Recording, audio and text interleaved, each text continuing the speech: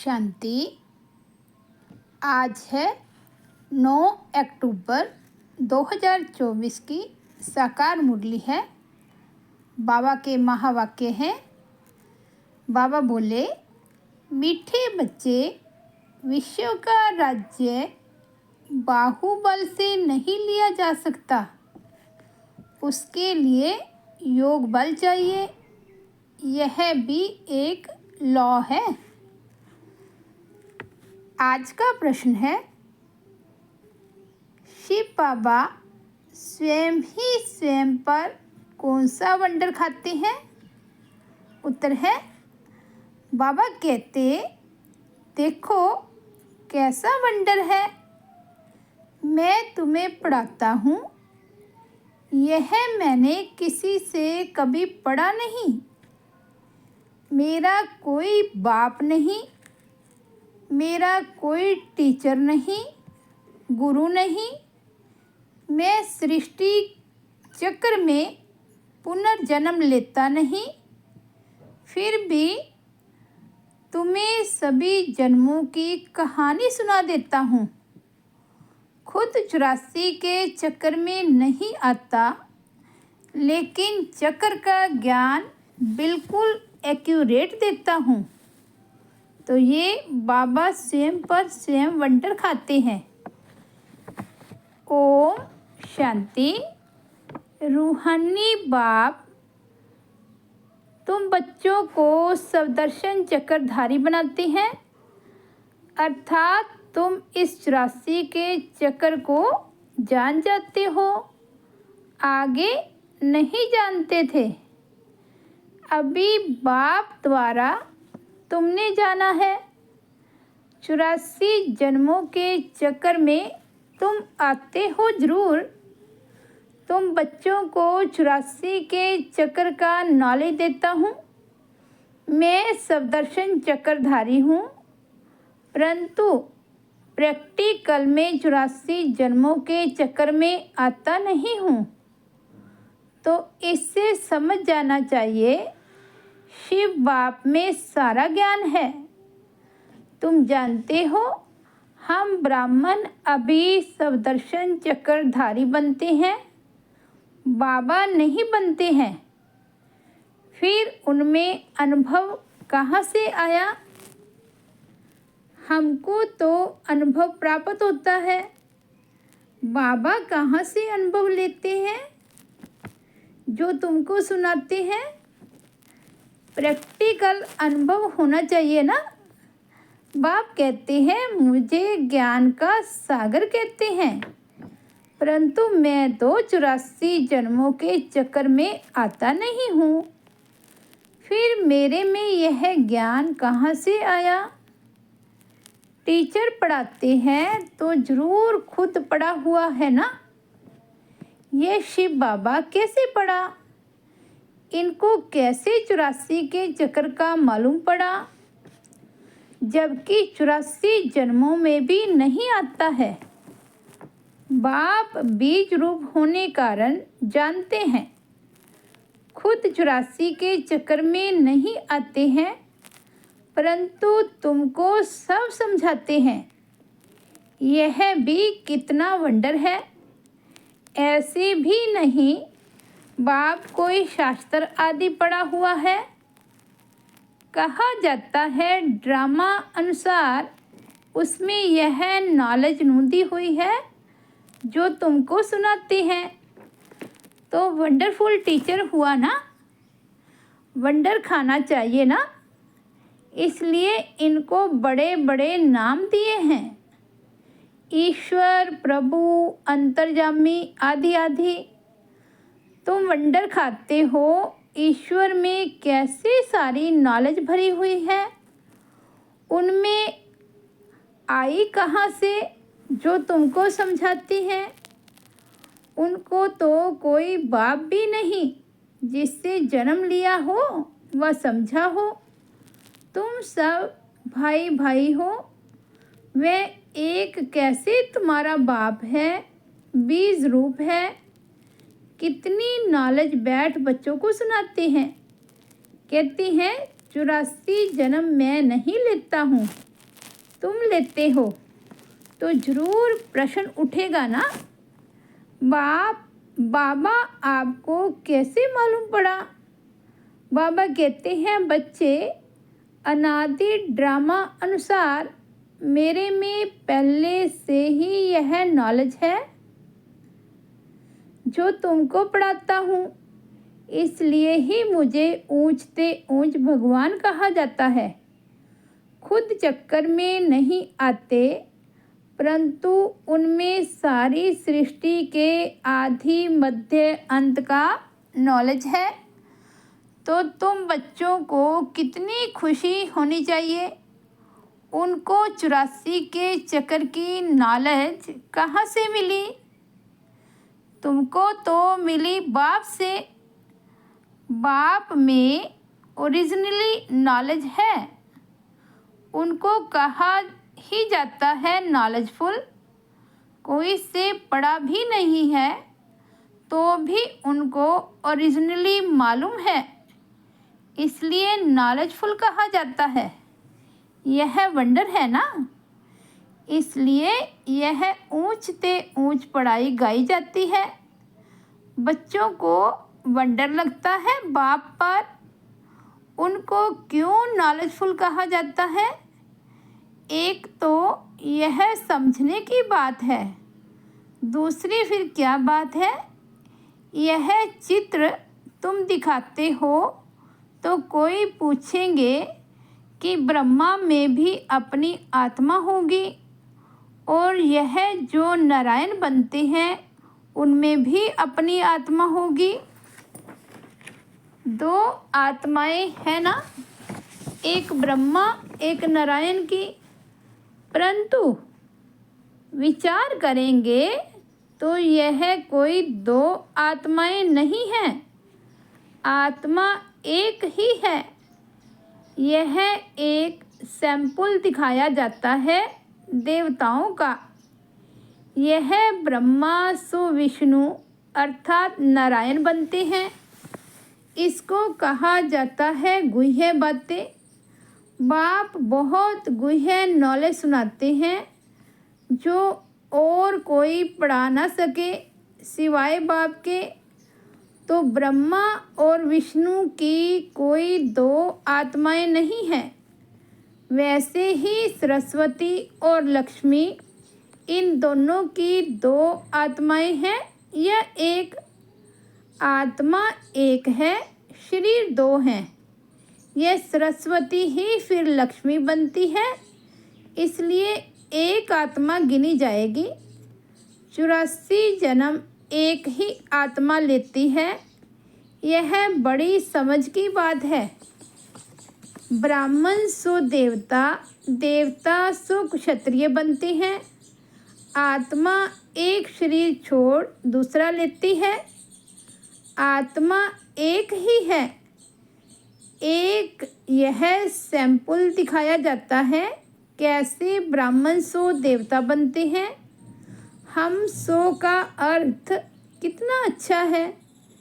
इनको कहा जाता है गुह्य गुह्य बातें। इसमें भी पहले पहले तो यह समझ चाहिए कि हम एक बाप के बच्चे हैं। सभी आत्माएं असुल परम धाम में रहने वाली हैं। यहाँ पाठ बजाने आई हैं। यह खेल है। बाप तुमको इस खेल का समाचार सुनाते हुए हैं।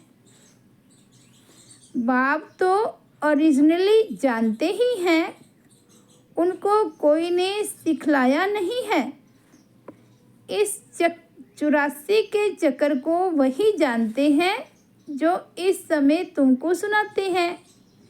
फिर तुम भूल जाते हो। फिर उनका शास्त्र कैसे बन सकता? बाप तो कोई शास्त्र पढ़ा हुआ नहीं है। फिर कैसे आकर नई नई बातें सुनाते हैं? आधा कल्प है भक्ति मार्ग। ये बातें भी शास्त्रों में नहीं हैं। ये शास्त्र भी ड्रामा अनुसार भक्ति मार्ग में बने हैं। तुम्हारी बुद्धि में शुरू से लेकर अंत तक इस ड्रामा की कितनी बड़ी नॉलेज है, उनको जरूर मनुष्य तन का आधार लेना पड़े। शिव बाबा इस ब्रह्मा तन में बैठ इस सृष्टि चक्र की नॉलेज सुनाते हैं। मनुष्यों ने तो गपोड़े लगाकर सृष्टि की आयु ही कितनी लंबी कर दी है। नई दुनिया सो फिर पुरानी दुनिया बनती है। नई दुनिया को कहा जाता है स्वर्ग, पुरानी दुनिया को कहा जाता है नरक। दुनिया तो एक ही है। नई दुनिया में रहते हैं देवी देवता, वहाँ अपार सुख है। सारी सृष्टि नई है, अभी इनको पुराना कहा जाता है। नाम ही है आयरन एज्ड वर्ल्ड। जैसे ओल्ड दिल्ली और न्यू दिल्ली कहा जाता है। बाप समझाते हैं, मीठे मीठे बच्चों, न्यू वर्ल्ड में न्यू दिल्ली होगी, यह तो ओल्ड वर्ल्ड में ही कह देते हैं न्यू दिल्ली। इनकी न्यू कैसे कहेंगे? बाबा कहते इस पुरानी दिल्ली को न्यू दिल्ली कैसे कहेंगे? बाप समझाते हैं, नई दुनिया में नई दिल्ली होगी, उनमें यह लक्ष्मी नारायण राज्य करेंगे, उसको कहा जाएगा सतयुग। तुम इस सारे भारत में राज्य करेंगे। तुम्हारी गद्दी जमुना किनारे पर होगी। पिछाड़ी में रावण राज्य की गद्दी भी यहाँ ही है। राम राज्य की गद्दी भी यहाँ होगी। नाम दिल्ली नहीं होगा, उसको परिस्तान कहा जाता है। फिर जो जैसा राजा होता है वह अपनी गद्दी का ऐसा नाम रखते हैं। इस समय तुम सब पुरानी दुनिया में हो, नई दुनिया में जाने के लिए पढ़ रहे हो। फिर से मनुष्य से देवता बन रहे हो। पढ़ाने वाला है बाप। तुम जानते हो, ऊंचे से ऊंचे बाप ने नीचे आकर राजयोग सिखाया है। अभी तुम हो संगम युग पर, जबकि कलयुगी पुरानी दुनिया खत्म होनी है। बाप ने इनका हिसाब भी बताया है। मैं आता हूँ ब्रह्मा तन में। मनुष्यों को तो पता ही नहीं है कि ब्रह्मा कौन है। सुना है प्रजापिता ब्रह्मा। तुम प्रजा हो ना ब्रह्मा की, इसलिए अपने को बीके कहलाते हो। वास्तव में शिव बाबा के बच्चे शिववंशी हो। जब निराकार आत्माएं हो, फिर साकार में प्रजापिता ब्रह्मा के बच्चे भाई बहन हो गए और कोई संबंध नहीं। इस समय तुम उस कलयुगी संबंध को भूलते हो, क्योंकि उनमें बंधन है। तुम जाते हो नई दुनिया में। ब्राह्मणों की चोटी है, चोटी ब्राह्मणों की निशानी है। तुम ब्राह्मणों का यह कुल है, वह है कलयुगी ब्राह्मण। ब्राह्मण अक्सर करके पंडे होते हैं, एक धामा खाते हैं, दूसरे ब्राह्मण गीता सुनाते हैं। फर्क देखो कितना है। तुम कहते हो कृष्ण को भगवान नहीं कह सकते। कृष्ण को तो देवता कहा जाता है। उनमें दैवी गुण है। उनको तो इन आँखों से देखा जा सकता है।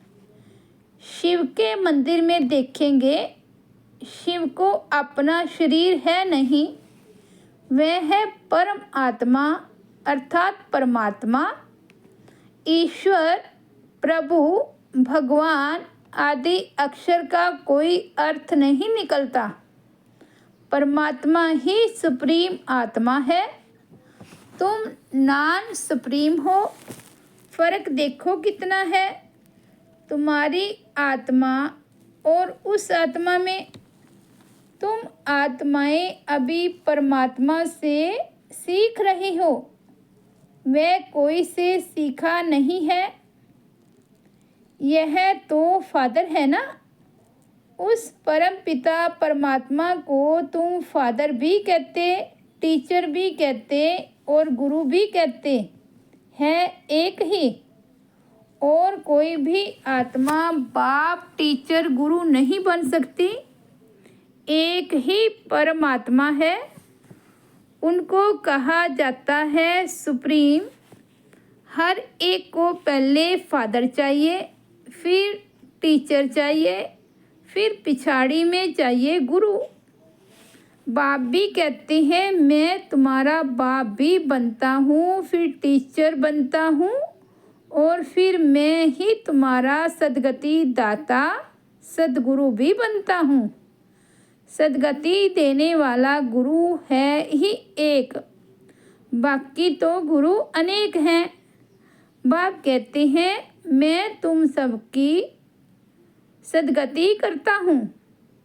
तुम सब सतयुग में जाएंगे, बाकी सब चले जाएंगे शांति धाम, जिसको परम धाम कहते हैं। सतयुग में आदि सनातन देवी देवता धर्म था, बाकी कोई धर्म है नहीं। और सभी आत्माएं चली जाती है मुक्ति धाम। सद्गति कहा जाता है सतयुग को। पाठ बजाते बजाते फिर दुर्गति में आ जाते हैं। तुम ही सद्गति से फिर दुर्गति में आते हो। तुम ही पूरे 84 जन्म लेते हो। यथा राजा रानी तथा प्रजा जो उस समय होंगे, 9 लाख तो पहले आएंगे। 84 जन्म 9 लाख तो लेंगे ना, फिर दूसरे आते रहेंगे। यह हिसाब किया जाता है जो बाप समझाते हैं। सब 84 जन्म नहीं लेते हैं, पहले पहले आने वाले ही 84 जन्म लेते हैं, फिर कम कम लेते आते हैं। मैक्सिमम है 84। यह जो बातें हैं और कोई मनुष्य नहीं जानते, बाप ही बैठ समझाते हैं। गीता में है भगवानों बाज, अभी तुम समझ गए हो। आदि सनातन देवी देवता धर्म कोई कृष्ण ने नहीं रचा, यह तो बाप ही स्थापन करते हैं। कृष्ण की आत्मा ने 84 जन्मों के अंत में यह ज्ञान सुना है जो पहले नंबर में आया। यह बातें समझने की है, रोज पढ़ना है। तुम स्टूडेंट हो भगवान के, भगवानों वाच है ना। मैं तुमको राजाओं का राजा बनाता हूँ। यह है पुरानी दुनिया, नई दुनिया माना सतयुग। अभी है कलयुग। बाप आकर कलयुगी पति से सतयुगी पावन देवता बनाते हैं। इसलिए कलयुगी मनुष्य पुकारते हैं, बाबा आकर हमको पावन बनाओ। कलयुगी पति से सतयुगी पावन बनाओ। फर्क देखो कितना है। कलयुग में है अपार दुख। बच्चा जन्मा सुख हुआ, कल मर गया दुखी हो जाएगा। सारी आयु कितना दुख होता है। यह है ही दुख की दुनिया। अभी बाप सुख की दुनिया स्थापन कर रहे हैं। तुमको स्वर्गवासी देवता बनाते हैं। अभी तुम पुरुषोत्तम संगम युग पर हो। उत्तम ते उत्तम पुरुष व नारी बनते हो। तुम आते ही हो यह लक्ष्मी नारायण बनने के लिए। स्टूडेंट टीचर से योग रखते हैं क्योंकि समझते हैं इन द्वारा हम पढ़कर फलाना बनेंगे। यहाँ तुम योग लगाते हो परम पिता परमात्मा शिव से, जो तुम्हें देवता बनाते हैं। कहते हैं मुझ अपने बाप को याद करो जिसके तुम शालिग्राम बच्चे हो। अपने को आत्मा समझ बाप को याद करो, वही नॉलेजफुल है। बाप तुम्हें सच्ची गीता सुनाते हैं परंतु खुद पढ़ा हुआ नहीं है। कहते हैं मैं किसका बच्चा नहीं, कोई से पढ़ा हुआ नहीं हूँ, मेरा कोई गुरु नहीं। मैं फिर तुम बच्चों का बाप टीचर गुरु हूँ। उनको कहा जाता है परम आत्मा। इस सारे सृष्टि के आदि मध्य अंत को जानते हैं। जब तक वे न सुनावे तब तक तुम आदि मध्य अंत को समझ न सको। इस चक्कर को जानने से तुम चक्रवर्ती राजा बनते हो।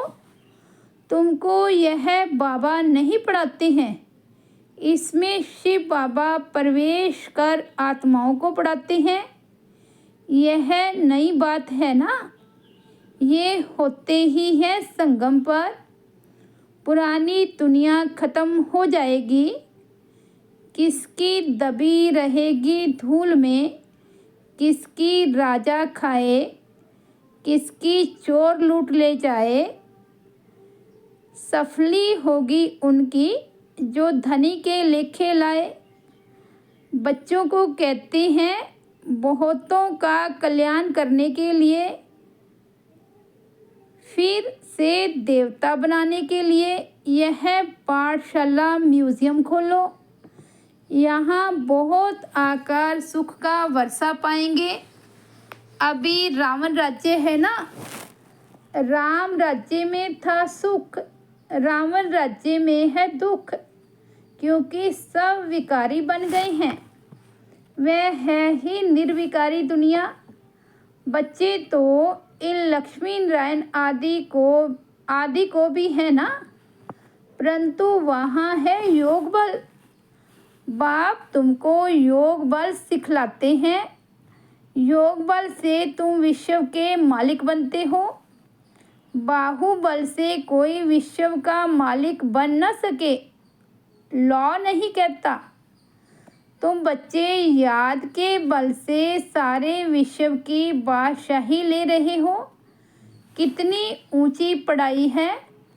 बाप कहते हैं पहले पहले पवित्रता की प्रतिज्ञा करो।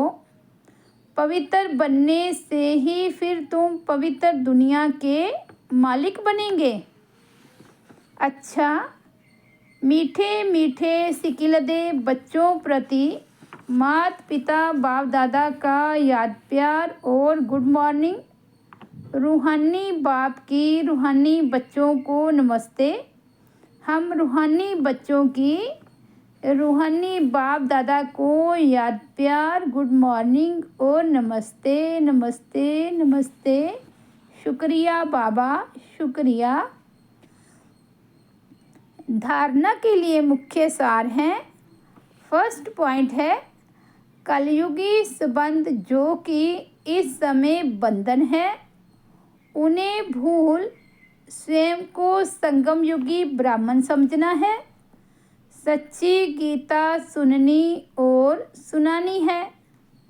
सेकंड पॉइंट है पुरानी दुनिया ख़त्म होनी है, इसलिए अपना सब कुछ सफल करना है। बहुतों के कल्याण लिए मनुष्यों को देवता बनाने के लिए यह पाठशाला व म्यूज़ियम खोलते हैं। आज का वरदान है बाप की आज्ञा समझ मोहब्बत से हर बात को सहन करने वाले सहनशील भव। बाप की आज्ञा समझ मोहब्बत से हर बात को सहन करने वाले सहनशील भव। कई बच्चे कहते हैं कि हम राइट हैं, फिर भी हमें ही सहन करना पड़ता है, मरना पड़ता है। लेकिन यह सहन करना व मरना ही धारणा की सब्जेक्ट में नंबर लेना है। इसलिए सहन करने में घबराओ नहीं।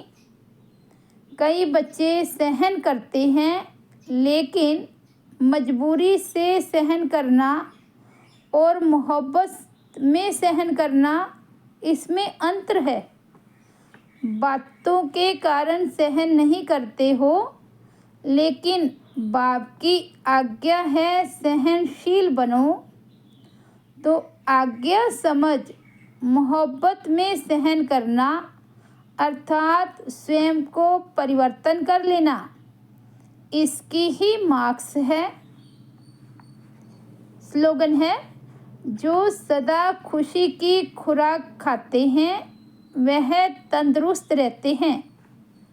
जो सदा खुशी की खुराक खाते हैं वे तंदुरुस्त रहते हैं। तो तंदुरुस्त रहने का कितना सुंदर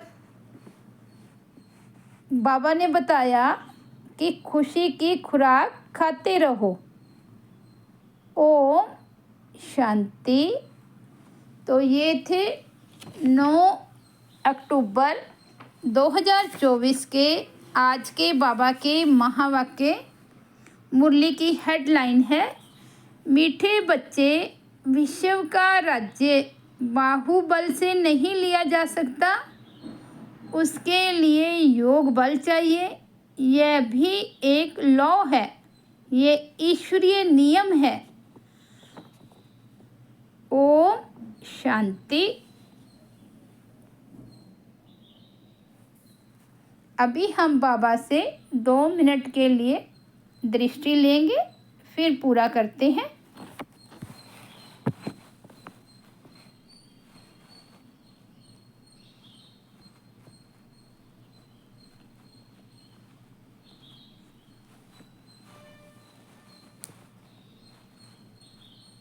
ओम शांति।